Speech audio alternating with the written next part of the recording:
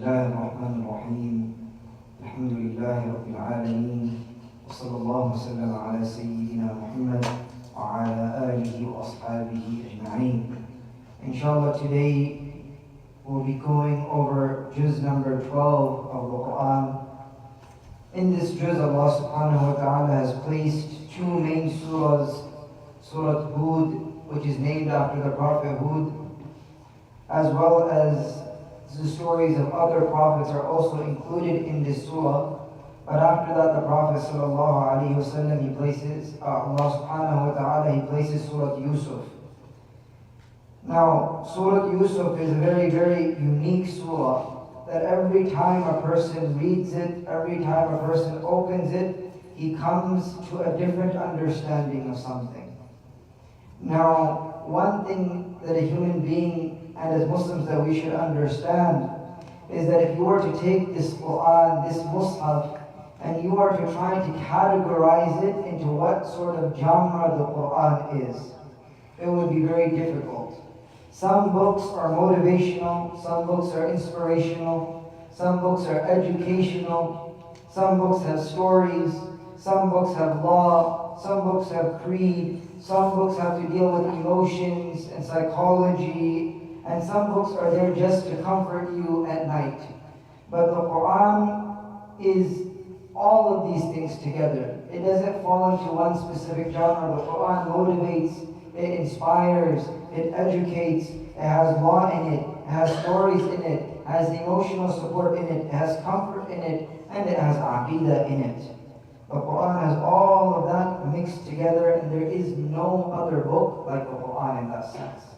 So it has a little bit of everything.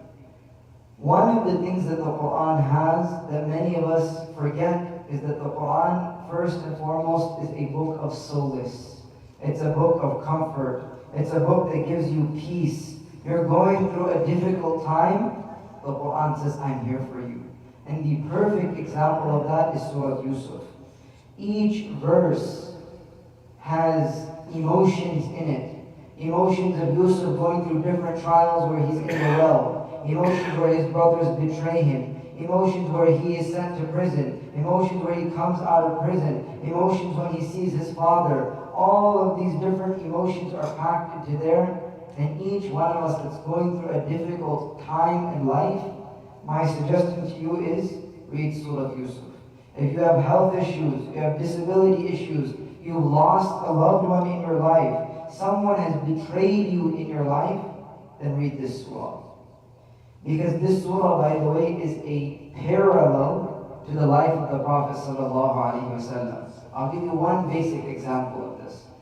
What did Yusuf say? لا تثريب عليكم اليوم. After his brothers had betrayed him for 40 to 80 years, he said that there is no blame upon you. In the same exact way, when the Prophet ﷺ, after a decade plus of being betrayed and persecuted and attacked by his people, when he enters into the city of Mecca, he says, لا تثريب عليكم اليوم as well. And so there's a lot of similarities between the Prophet ﷺ story as well as Yusuf ﷺ story. Now, there's some context to this surah. When the Prophet ﷺ was still in Mecca, this surah is a Mecca surah. The Prophet ﷺ was visited by a group of Jews. And these Jews and Banu Israel, they thought that the Prophet ﷺ would not know anything about the people of the past. And so they began to ask questions about, Israel, who is Yaqub alayhi salam. And they began to ask questions about Yusuf alayhi salam. And with overwhelming detail, the Prophet ﷺ is responding to one inquiry after the other. Right? And so we all know Yaqub alayhi salam, his other name was Israel. He had 12 sons, and from amongst those 12 sons, one of them was Yusuf. The 12 tribes are from the 12 sons. And so they were surprised from the beginning till the end, and they knew that what was being revealed to Muhammad sallallahu alayhi wasallam was indeed wahy. Now, in particular, I want to focus on ayah number 4.